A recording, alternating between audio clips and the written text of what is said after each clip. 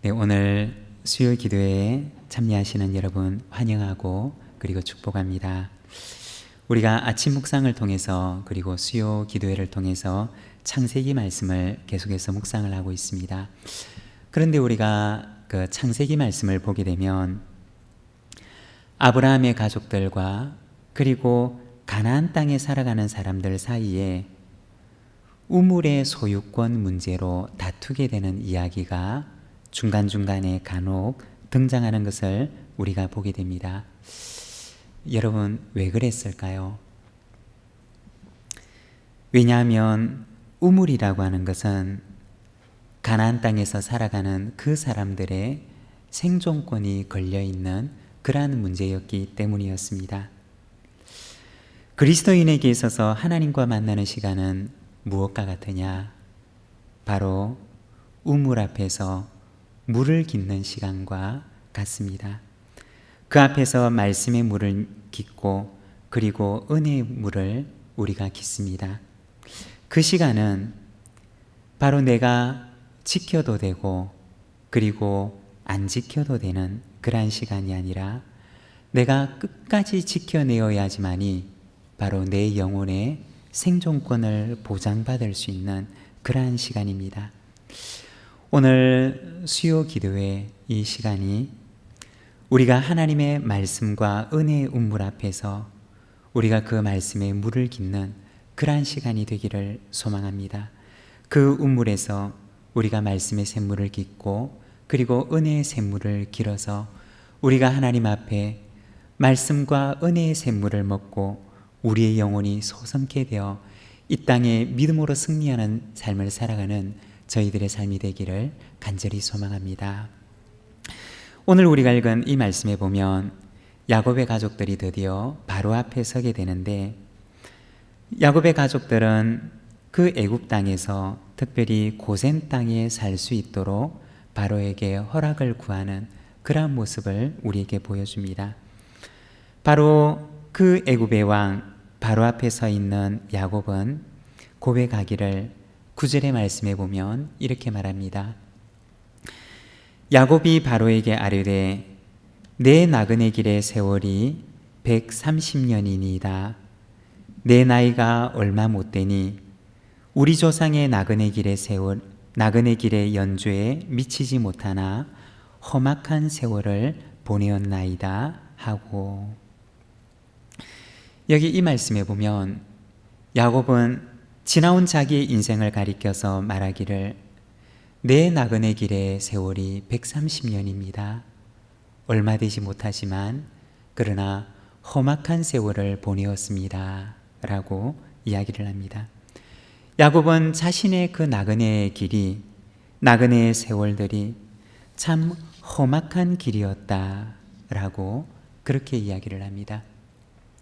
자신의 인생을 돌아보는 야곱의 노년의 고백인 것입니다. 우리가 야곱의 인생을 돌아보게 되면 야곱은 이삭의 쌍둥이 아들로 태어나게 됩니다. 그 출생 이야기를 보게 되면 그 출생부터 범상치 않은 이야기를 우리에게 들려주는데, 그는 어머니의 뱃속에서 나올 때부터 그 형의 발꿈치를 잡고 태어납니다. 그리고 그 어린 시절 내내 그는 그 출생의 이야기처럼 늘 형과의 경쟁 관계 속에서 살아가게 됩니다. 아버지의 사랑을 받기 위해서 경쟁하고, 어머니의 사랑을 받기 위해서 경쟁하고, 그리고 장자권의 명분을 받기 위해서 경쟁하고, 아버지의 축복을 받기 위해서 경쟁하고, 야곱의 그 어린 시절들은 그 내내 경쟁을 통해서 자기가 원하는 것을 쟁취하고자 했던 그러한 시간들이 야곱의 어린 시절이었던 것입니다. 그리고 그 어린 날에 무리한 경쟁으로 인해서 그는 결국 가족과 이별할 수밖에 없는 그러한 처지에 놓입니다. 그리고 나서 외삼촌의 집으로 가게 되는데, 비록 외삼촌이 그의 친척이었지만 그러나 그는 늘 외삼촌의 집에서 눈칫밥을 먹는 세월을 살아가게 됩니다. 외삼촌의 눈치를 보면서, 외삼촌의 견제를 받으면서 마치 모섬처럼 그는 지내게 됩니다. 거기에서 자기의 소유권을 쟁취하기 위해서 그는 아둥바둥하면서 살아가게 되는데, 나중에는 결혼에 있어서도 그는 사랑하는 한 여인과 결혼해서 행복한 가정을 꾸리지를 못합니다. 그는 어쩔 수 없이 그 외삼촌의 권유에 의해서 라헬과 레아 두 사람의 아내를 동시에 얻어야 했는데, 그런데 두 사람의 아내와 함께 살아가는 것은 그의 인생에 있어서 얼마나 고통스러운 일이었는지 모릅니다. 이 두 아내가 서로 경쟁하는데, 이 두 아내의 다툼과 경쟁 때문에 그는 4명의 아내를 두어야 했고, 그 4명의 아내를 통해서 12명의 아들을 낳아야 했던 것이, 그것이 바로 야곱의 인생이었던 것입니다. 결혼하면 행복할 줄 알았지만, 그러나 그 결혼한 그의 가정은 늘 그 가운데 다툼이 있었고 갈등이 있었던 삶이었던 것입니다. 그들의 자녀들은 어땠느냐? 이 12명의 자녀들은 서로 화목한 가정을 이루지 못하고 서로 질투하고 다투는데, 나중에는 이 형제들 사이에서 다툼으로 인해서 한 형제가 미움을 받게 되고, 그리고 형제들이 남몰래 그 미움을 받는 한 아이를 애굽의 종으로 팔아넘기게 되는 비극적인 가족사를 겪어야 했던 것이 바로 야곱의 인생이었습니다. 야곱은 자신이 살아왔던 그 지난날의 인생을 돌아보면서 고백하기를, 내 나그네의 길의 세월이 130년이나 우리 조상들에 비하면 얼마 되지 못하였지만, 그러나 나는 참으로 험악한 세월을 보내었습니다 라고 그렇게 고백을 합니다. 야곱이 살아왔던 그 130년의 세월은 어떠한 인생이었느냐? 그 험악한 세월들은 그에게 있어서 어떠한 과정이었느냐? 바로 하나님께서 그의 인생을 다듬어 가시는 과정이었다는 것입니다. 다듬어지지 못한 야곱의 인생을 하나님께서 하나씩 하나님을 닮은 인생으로 다듬어가는 과정, 그것이 바로 야곱의 130년의 세월이었다는 것입니다. 사랑하는 여러분, 우리의 인생의 과정은 어떠한 과정입니까? 우리의 인생도 역시 하나님께서 야곱의 인생을 다듬어 가시는 것처럼 하나님께서 우리의 인생을 다듬어 가시는 과정이 역시 우리의 인생인 줄로 믿습니다. 야곱처럼 아둥바둥 살아가고 나밖에 모르면서 살아가는 우리의 인생을 향하여서 하나님께서는 내 인생을 다듬으시되 하나님을 바라볼 줄 아는 인생으로, 그리고 성숙한 인격을 가진 하나님의 사람으로 만들어 가시는 그 과정, 그것이 바로 하나님께서 우리의 인생을 경영해 나가시는 과정이라는 것입니다. 하나님께서는 우리의 인생을 빚으십니다. 하나님께서는 우리의 인생을 경영해 나가십니다. 우리의 인생을 경영해 나가시되 하나님께서 보시기에 아름다운 인생이 되도록 우리의 인생을 만들어 가십니다. 오늘 우리는 본문 말씀을 통해서 우리의 나그네의 길을, 야곱이 걸어왔던 그 나그네 인생과 같이 우리는 우리의 나그네의 길을 어떻게 살아가야 할 것인가에 대해서 우리가 말씀을 함께 묵상하며 이 말씀을 바라보기를 원합니다. 천국의 나그네는 어떤 사람이냐? 먼저 첫 번째, 천국의 나그네는 주변인입니다. 4절의 말씀을 보게 되면, 그들이 또 바로에게 고하되 가나안 땅에 기근이 심하여 종들의 양떼를 칠 곳이 없기로 종들이 이곳에 거류하고자 왔사오니 원하건대 종들로 고센 땅에 살게 하소서. 여기 보면 애굽 왕 앞에 서 있는 야곱의 가족들이 바로에게 말하기를, 종들은 이 땅에 거류하고자 왔습니다 라고 그렇게 고백을 합니다. 그런데 여기에서 거류하다 라고 하는 말은 원어 성경에 보면 구르라고 하는 히브리어 단어를 사용하는데, 그 말의 의미는 잠깐, 일시적으로 체류한다 라고 하는 그러한 의미를 가지고 있습니다. 거기에 영구히, 거기에 계속해서 머무는 것을 말하는 것이 아니라 잠깐 일시적으로 그곳에 머무르는 것을 가리켜서 바로 이 구르라고 하는 단어를 사용합니다. 그런데 바로 이 구르라고 하는 단어에서 온 말이 야곱이 그의 인생을 가리켜서 고백했던 나그네라고 하는 말인 것입니다. 나그네는 어떤 사람인가? 나그네는 잠깐 일시적으로 체류하는 사람, 영구히 그곳에 거주하는 사람이 아니라 잠깐 체류하는 사람, 그리고 얼마 뒤에는 그 길을 떠나는 사람, 바로 그 사람을 가리켜서 나그네라고 이야기하는 것입니다. 바로 앞에 서 있는 야곱의 가족들은 바로에게 고백하기를 종들은 이곳에 거류하고자 온 사람들입니다 라고 말합니다. 종들은 이곳에 영원히 살기 위해서 영구히 거주하기 위해서 온 사람들이 아니라 종들은 여기에 잠시 나그네로 지나가기 위해서 온 사람들입니다 라고 이야기를 합니다. 그들의 정체성이 무엇인가에 대해서 말하는 것입니다. 그들은 이곳에 영원히 거주할 사람이 아니라 언젠가 때가 되면, 하나님의 때가 되면 그들은 이곳에서 떠나야 할 사람들입니다 라고 이야기하는 것입니다. 나그네는 어떤 사람인가? 나그네는 그 땅에 영구히 머물면서 그 땅의 중심 인물이 되어 살아가는 사람이 아니라 그 땅에 잠시 머물면서 그 땅에서는 마치 주변인처럼 살아가는 사람, 그 사람이 바로 나그네라고 하는 것입니다. 우리가 성경을 보게 되면 아브라함도 이처럼 주변인으로 살아갔고 이삭도 역시 주변인으로 살아갔으며 야곱의 삶도 역시 주변인으로 살아갔던 것을 우리가 보게 됩니다. 히브리서 11장 13절에서 14절까지 말씀을 보면 이 사람들은 다 믿음을 따라 죽었으며 약속을 받지 못하였으되 그것들을 멀리서 보고 환영하며 또 땅에서는 외국인과 나그네임을 증언하였으니 그들이 이같이 말하는 것은 자기들이 본향을 찾는 자임을 나타냄이라고 말씀합니다. 이 히브리서 말씀을 보게 되면 믿음의 조상들을 가리켜 말하기를 그들은 모두가 다 이 땅에서 살아갈 때 나그네처럼 그리고 외국인처럼 살아갔다라고 이야기를 합니다.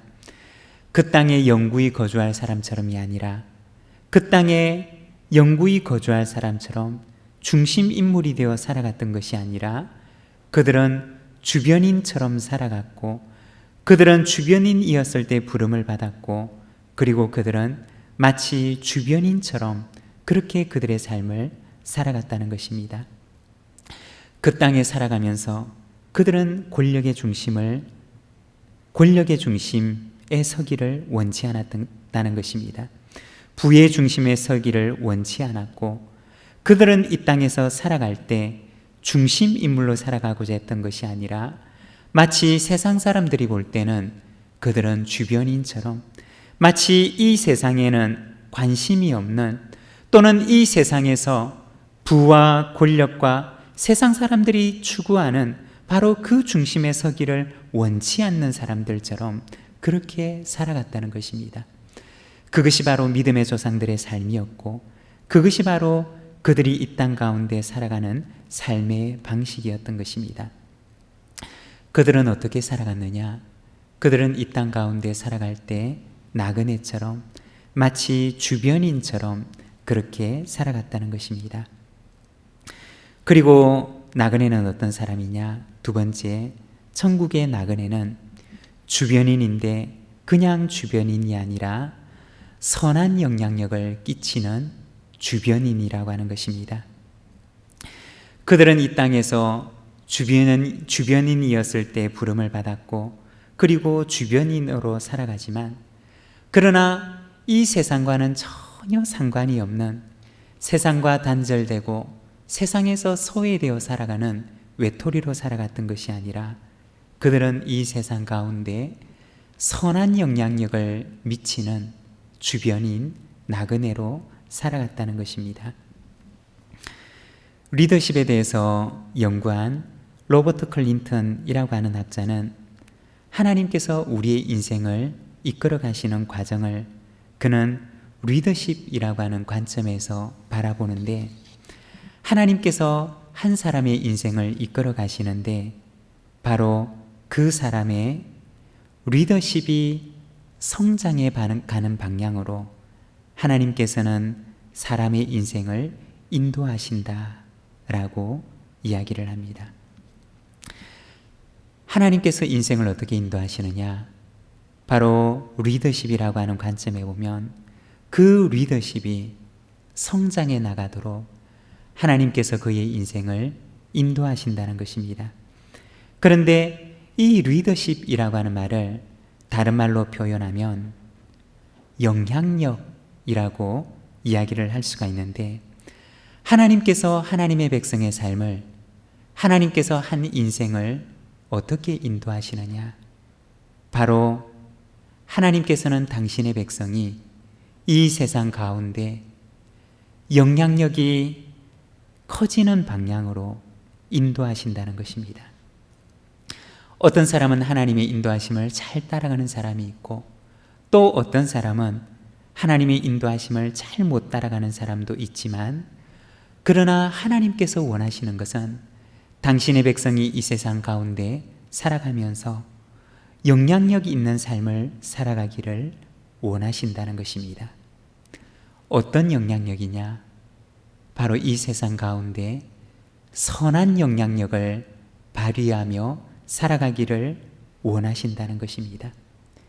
세상 가운데 외톨이로 살아가는 것이 아니라, 세상과 상관이 없는 삶으로 살아가는 것이 아니라, 이 세상 가운데 살아가되 비록 이 세상의 권력과 부와 세상 사람들이 추구하는 그것에는 관심이 없는 사람처럼 살아갈는지는 모르지만, 세상 사람들이 바라볼 때는 마치 그것과는 상관이 없는 주변인처럼 살아가는 사람처럼 보일는지 모르지만, 그러나 이 세상의 외톨이가 아니라 세상 가운데 주변인처럼 살아가더라도, 나그네처럼 살아가더라도, 그가 살아가는 나그네 길의 인생 가운데 선한 영향력을 미치는 나그네로 살아가도록 하나님께서 그의 인생을 인도하신다는 것입니다. 그런데 그러기 위해서 하나님께서 가장 먼저 하시는 일은 무엇이냐? 바로 하나님께서는 먼저 그 사람을 다듬어 가신다는 것입니다. 영향력이 어디에서 오는 것이냐? 바로 그 사람 자체에서 나온다는 것입니다. 한 사람의 리더십이, 한 사람의 영향력이 어디에서 나오게 되느냐? 바로 그 사람의 인격, 그 사람 자체에서 영향력과 리더십이 나온다는 것입니다.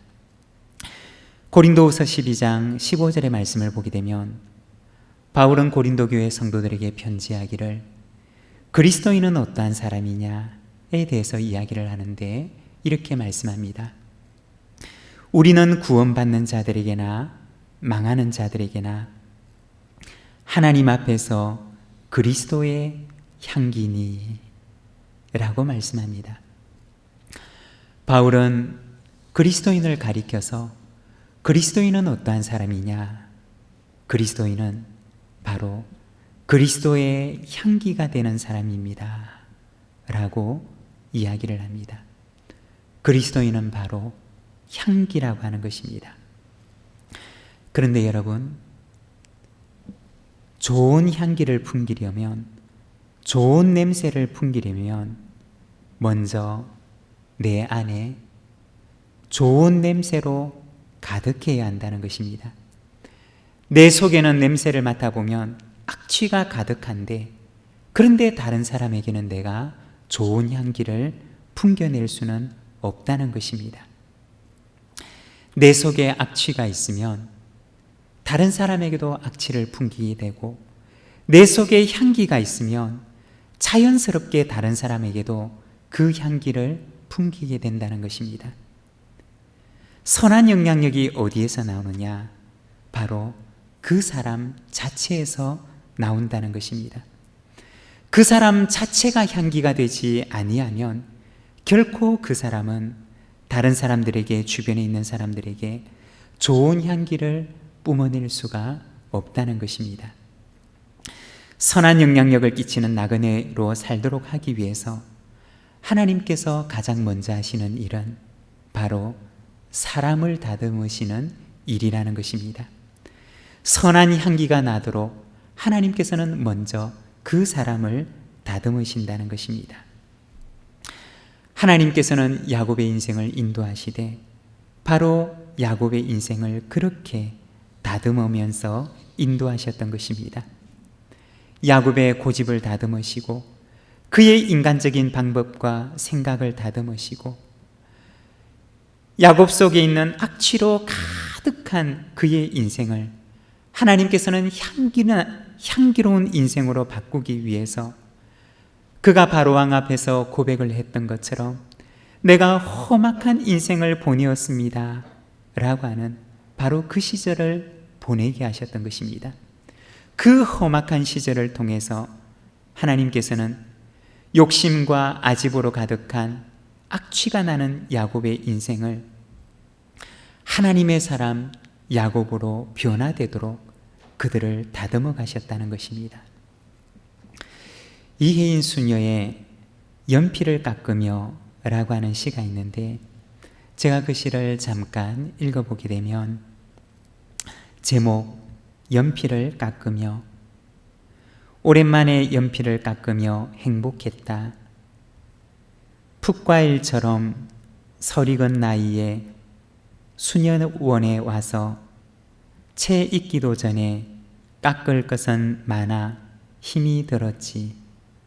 이기심, 자존심, 욕심 너무 억지로 깎으려다 때로는 내가 통째로 없어진 것 같았다. 내가 누구인지 잘 몰라 대책 없는 눈물도 많이 흘렸다. 중년의 나이가 된 지금 아직도 내게 불필요한 것들이 다는 깎아내지 못했지만 나는 그런대로 청빈하다고 자유롭다고 여유를 지니며 곧잘 웃는다. 나의 남은 날들을 조금씩 깎아내리는 세월의 칼에 아픔을 느끼면서도 행복한 오늘 나는 스스로 한 자루의 연필로 조용하게 자연스럽게 깎이면서 사는 지금 나는 웬일인지 쓸쓸해도 즐겁다. 이혜인 수녀의 연필을 깎으며 라고 하는 시입니다. 예전에는 연필을 사용하는 일들이 간혹 있었습니다. 연필을 사용할 때가 되면 연필을 깎을 때 사각사각 소리가 납니다. 그런데 어떤 연필들 가운데는 깎으면 깎을수록 그 연필에서 진한 향기가 나는 그러한 연필들이 있었습니다. 그리고 예쁘게 깎고 나면 그 향기로운 냄새와 함께 글씨마저도 예쁘게 쓰질 것 같은 그러한 연필들이 있었습니다. 하나님께서는 이처럼 야곱을 깎으실 때도 야곱을 통해서 예쁜 글씨를 쓰기 위해서 그를 깎으셨던 것입니다. 이 세상을 향해서 향기로운 아름다운 향기가 나는 아름다운 편지를 쓰기 위해서 하나님께서는 그의 인생을 깎아 나가셨던 것입니다.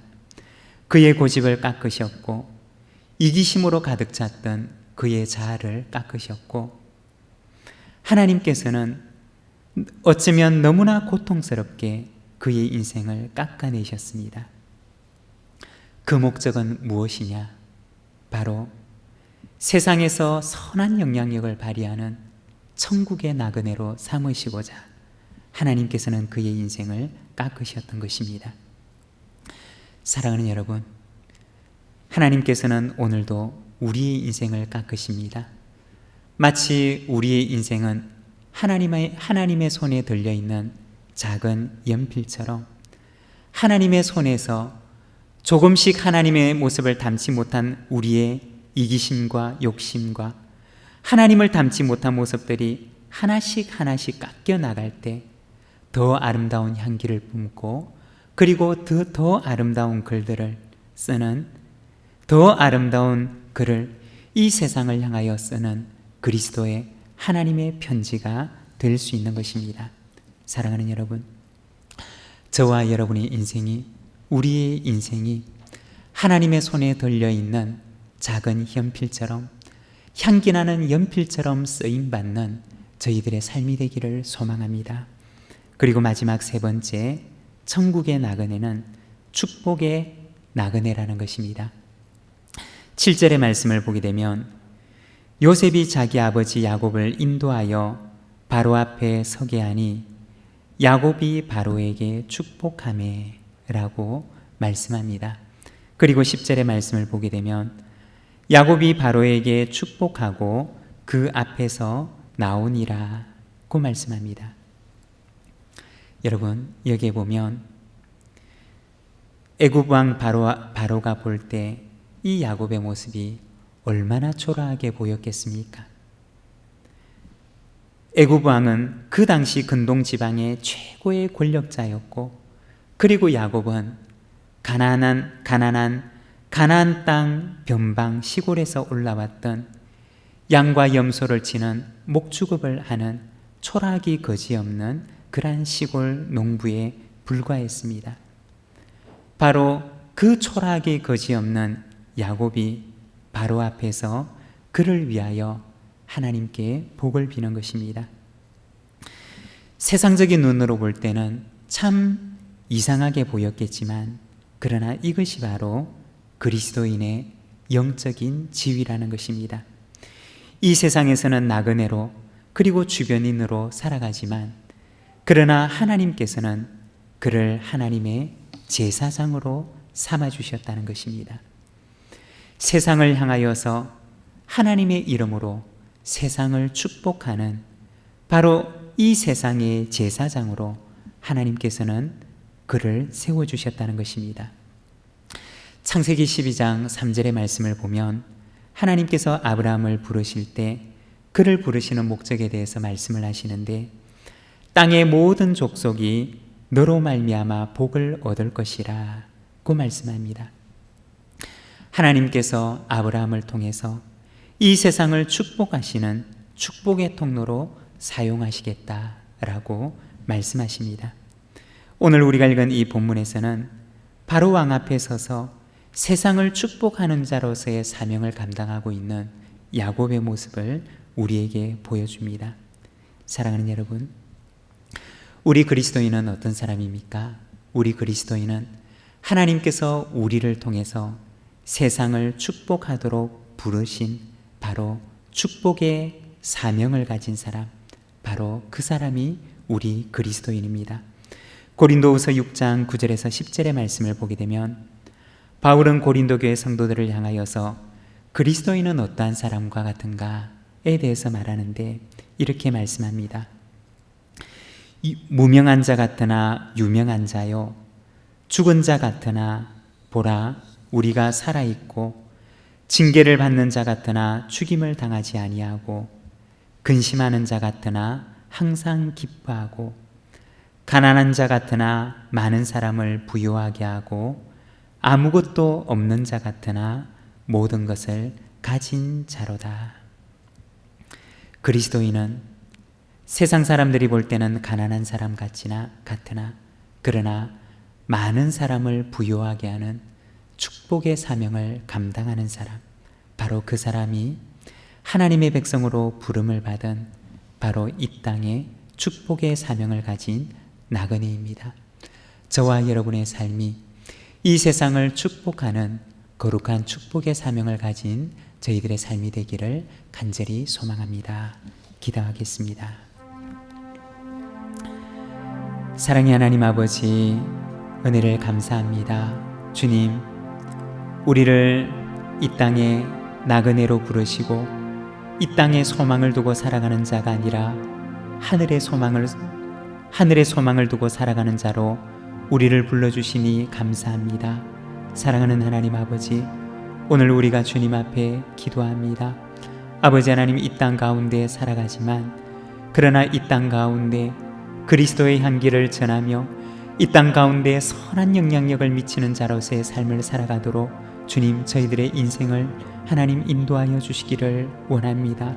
우리의 욕심과 우리의 이기심과 하나님을 닮지 못한 우리의 모습을 주님 오늘도 깎으시며 참으로 나의 자아가 죽어지고 참으로 하나님을 닮지 못한 나의 이기심이 죽어지며 그리스도를 닮은 모습으로, 예수님을 닮은 모습으로 우리의 인생이 변화되어 나가기를 원합니다.